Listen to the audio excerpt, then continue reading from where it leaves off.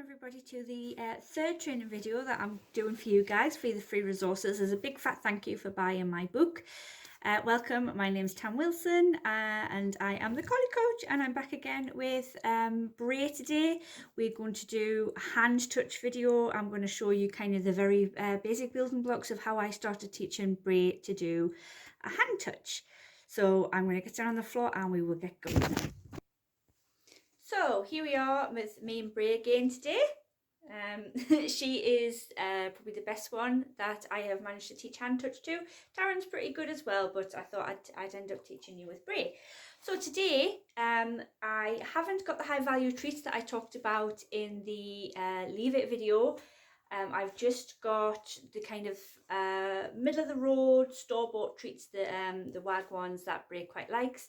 When I started teaching Brae this in the beginning, I did use the higher value treats just to get her going. But now that she's quite good at it, then we've started doing just the middle of the road treats, and eventually she just kind of gets kind of boring treats for it and a bit of praise. But for this, I will show you what we're doing. So dogs are obviously very naturally curious. And when you do show them your hand, they very often go to sniff it to see what's there. So what you're looking for, good girl Brae, good girl. What we're looking for is contact with your hand. Now, when you first begin this, if your dog has never done it before, you probably see Brae knows that she's nudging it, going, well, come on, where's my treat? If you've not done this before, you probably want a reward for any kind of contact on any part of your hand.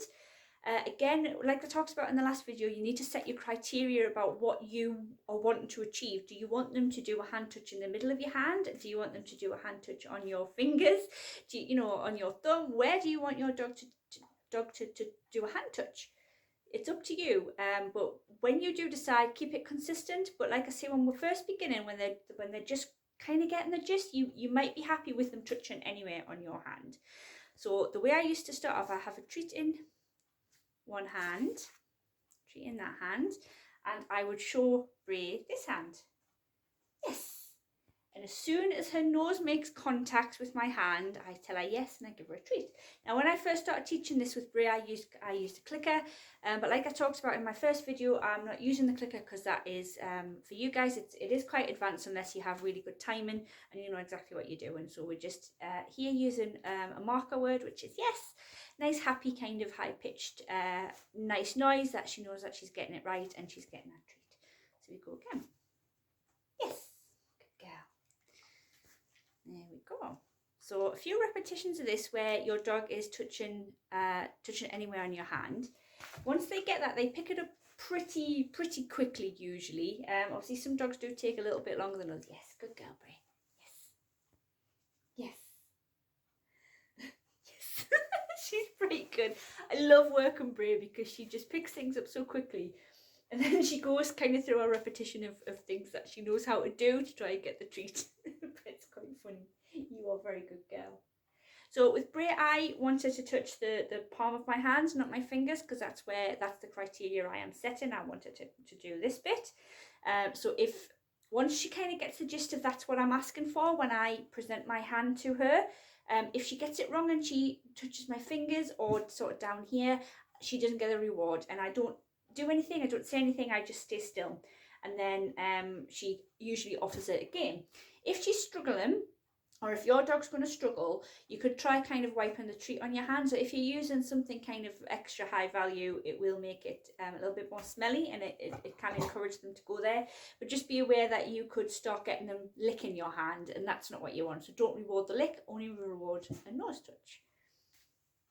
Yes, good girl. So Brae knows that when she touches the palm of my hand, that's when she gets the marker word and her treat. Yes.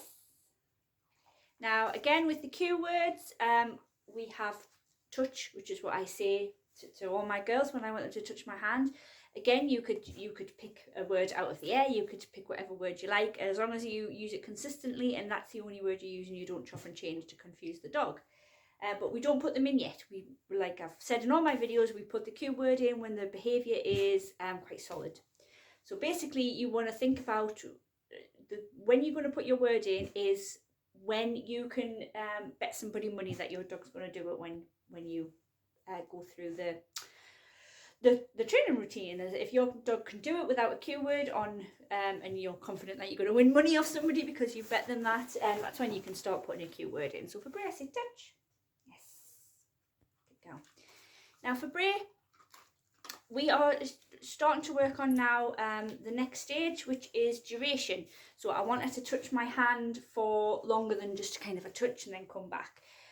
So sometimes you'll see me kind of hesitate before I reward her because I'm giving it a second or two so that she knows that she has to keep her nose on my hand. Yes, good girl. So you build it up kind of little tiny puppy steps. You just do a second at a time just to build up the duration. But for you guys, if you've not taught this before, if this is something brand new, you basically want to start at the beginning in the nursery, just building up them being able to touch your hand when you present your hand like that. Yes. Good girl. And that is basically hand touch. Yes. Good girl. This can be once you get it quite solid and you can do it to cue, and your dog is reliably leaving their nose on your hand for kind of any length of time, that is then the basis for doing so much more with a hand touch. You can use it if you are wanting to do kind of them to walk at your side. You can put your hand down and tell them to touch, and then you can walk along. Or say if you're at the vet and the vet has to do something at the back end, either it be like a thermometer at the backside, or they're checking out something on the back end of the dog, or any part of the dog really, you can get your dog to do a hand touch and get the focus on your hand and not what the vet is doing. Obviously that's quite advanced stuff. You've got to be quite your dog has to have a really solid understanding of what they want in there. But this is all just the basics that I'm teaching you, that kind of I talked about in the book. If you join the Facebook group, we can go into this a little bit more in more depth. If you've got any questions, there will be a wealth of knowledge of people who are in there who will be able to help you as well. So it's all really basic. You know, the things that you need to consider is your criteria, what you want to get out of what the dog is going to learn, where do you want them to touch, and once they get the gist of being able to touch your hand, then you can kind of target the area of what you want and just be consistent with it. Be consistent with the words that you're using. As always, don't train if you're frustrated, if the dog isn't getting it, or you know, something's going wrong and you end up feeling a little bit frustrated. Just immediately stop, end it with a game, end it on fun, because like I've seen all of my videos, nobody learns when they're kind of frustrated or feeling a bit stressed, because once that stress hormone starts pouring into the body, learning stops. So just keep it fun, keep it light, keep it interesting, and end on a high, end on a game. Even if it's just 2 minutes, it's all you need for this. You just need to do 2 minutes a day, you know, or more times a day if that's what you fancy, if that's what you've got the time for. And by building up the different little bits of training that I've talked about in my book and in these videos, these are all things that can help your dog be calmer on walks, calmer in the house, and just basically easier to train. So that's it, guys. This is the last video for the free resources. I hope this has been useful to you. Please leave me a review on Amazon if this has been something that you have gotten a lot out of. You know, refer a friend, tag friends in my Facebook groups and stuff, and on my Facebook page. Join the group, get involved. Like, I want to build like a really nice little community of border collie. Oh, there's my cat come to join in as well. Of border collie owners who are all there to help and support each other, and we can have a nice little community on the go. So thank you again for buying my book. Please review it on Amazon, and look out for my second book, which will be out next year, hopefully. I'm not going to say too much now, but hopefully. Oh, there's Brae knocking the camera. Oh, I never work with kids or animals. I'm going to keep all these outtakes in. I'm not going to edit it because I think it just makes it more fun. I've completely lost my train of thought there. Yes, new book out next year. I'm not going to say too much, but if you are in my groups, you will get to know first, and you will get the offers and stuff, and you'll be able to get it before anybody else. That's quite exciting as well. So enjoy training your dogs, guys. Keep it fun, keep it entertaining, you know, just have a laugh with it. That's the best we can ask from our dogs is just to have a fun life and have a fun bond, and basically just be good mates together. You know, you don't need to train harshly, you don't need to train with fear or intimidation. We just keep it fun. So thank you very much, guys, and I will catch you next time. See you later.